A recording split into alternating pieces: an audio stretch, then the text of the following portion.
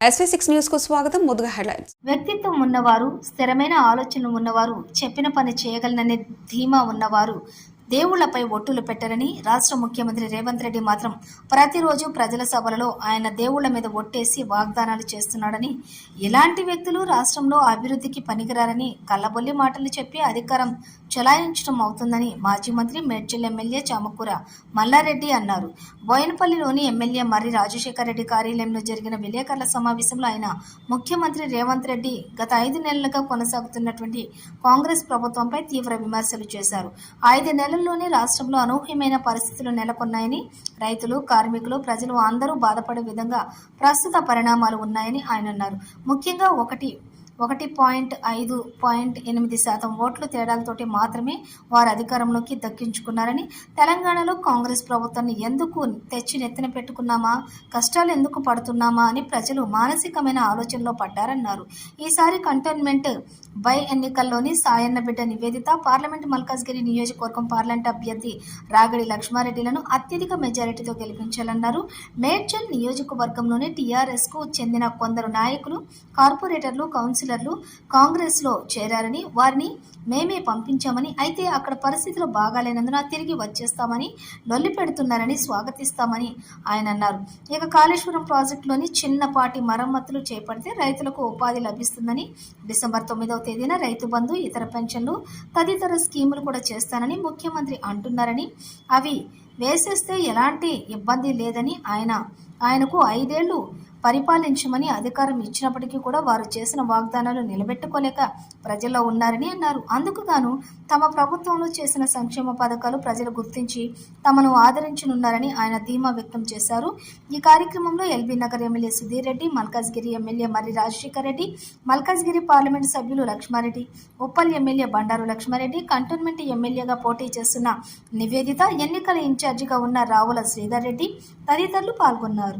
BJP party కొమ్ముకైపోయి జాతీయ పార్టీలు రెండు ఏకమై ప్రాంతీయ పార్టీని తొక్కేద్దాం, మనం ఇతరం లాభపడతాం, లాభపడితే ప్రాంతీయ పార్టీలు గాలి కొట్టుకపోతాయి, తద్వారా మనం రాజకీయంగా లబ్ధి పొందుదామని ఒక దురాలోచన చేసి ఇలా అన్ని రకాల కుట్రల కుతంత్రాలకు శ్రీకారం చుడుతున్న సంగతి మీకు తెలిసిన విషయం. కానీ ఎన్ని రకాల కుట్రలు చేసినా గానీ మేము మరింత బలీయమైన శక్తిగా అవతరిస్తాం. మరి కేసీఆర్ గారి నాయకత్వంలో ముందుకు పోతాం. మల్కాజిగిరి అభ్యర్థిని, మరి కంటోన్మెంట్ అభ్యర్థిని రెండింటిని కూడా గెలిపించి కేసీఆర్ గారికి కానుకగా ఇస్తామని కూడా ఈ సందర్భంగా మనవి చేసుకుంటూ ప్రజలందరినీ కూడా విజ్ఞప్తి చేస్తా ఉన్నాం. ప్రజలందరూ కూడా దయచేసి హైదరాబాద్ లో జరిగిన అభివృద్ధిని ప్రత్యక్షంగా చూసి, అసలు బీజేపీకి కాంగ్రెస్ కు ఓటు బ్యాంకు లేనే లేదు, ఒక లీడర్ లేడు. మా కృష్ణ 3 సార్లు తెచ్చింది, బీజేపీ కాంగ్రెస్ చూపించాడు. ఇప్పుడు నాకు 2-3 సార్లుగా ఇచ్చింది, చూపిరాడు. ఓటు లేరు, క్యాడర్ లేరు, ఓటర్ సంఖ్య ఎందుకని 10 చేస్తాం. 36 ఫ్లైఓవర్లు కట్టించింది మా కేటీఆర్ గారు సిటీలో. ఎక్కడ కూడా సిగ్నల్ ఫ్రీ ప్రయాణం చేస్తే అంత గొప్ప పని చేసిండు. వాళ్ళని పట్టుకొని వీళ్ళు మంత్రులు, సీఎం కాడికే తింటున్నారు. ఆ బీజేపీ ఏమో వాళ్ళు ఫేమస్ అయిపోయింది గాడిద గుడ్డు బొమ్మ పెట్టుకోండి, ఓలేమో గాడిద గుడ్డు బొమ్మ అంటారు, ఓలేమో గాడిద గుడ్డు పెట్టారు. వీళ్ళేం చేశారు? గాడిద గుడ్డు, వాళ్ళు గాడిద గుడ్డు ఇస్తే వీళ్ళేం చేశారు? గాడిద గుడ్డు తింటారా? ఇప్పుడు గాడిద గుడ్డు బీజేపీ ఇచ్చారు, మరి వీళ్ళేమి ఇచ్చారు ప్రజలకు? 2,000 ఇస్తాను, 4,000 ఇచ్చినవా? 15,000 ఇస్తాను ఇస్తున్నావా? నువ్వు రైతు బంధు నువ్వు మహిళలకు, మా చెల్లెళ్ళకి ఇస్తున్నావా 2,500? అవన్నీ ఇస్తేనేమో ఆ బొమ్మ పెట్టుకున్నా నడుస్తుంది. నువ్వు కూడా గాడిద బొమ్మనే పెట్టుకోని, గాడిద కూడా పెట్టుకొని తిరుగుతుంది. అది లెక్కనా? నువ్వు ఇచ్చినాక నేను ఇచ్చినా 4,000 ఇచ్చినా, నేను తమ్ముళ్ళని, నేను సీఎంను మాట సీఎం కేసీఆర్ని తింటాడు, కేటీఆర్ని తింటాడు. టీవీల మీద ఒట్టేస్తారేమో. ఒట్లేసి వాళ్ళకి కానీ బరకతులు కదా, ఒట్లే వాళ్ళు తింటుందా?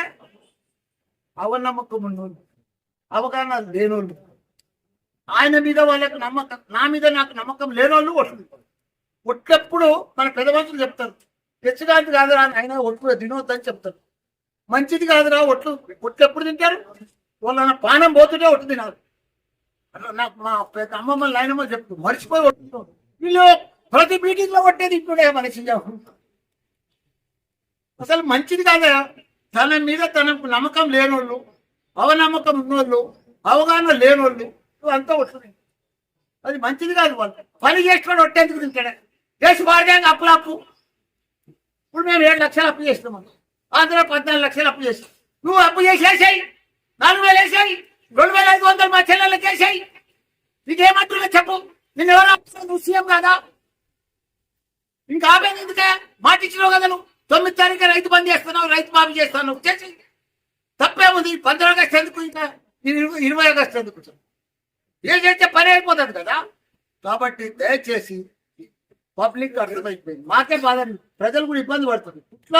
ఈ తిట్ల పురాణం పనిచేసి ప్రజలకు ఇచ్చిన మాట కట్టుబడి ఉండి పని చేసేది నేర్చుకోమని ఆ మంత్రులకు నేను కూడా ఉచిత సలహా ఇస్తాను.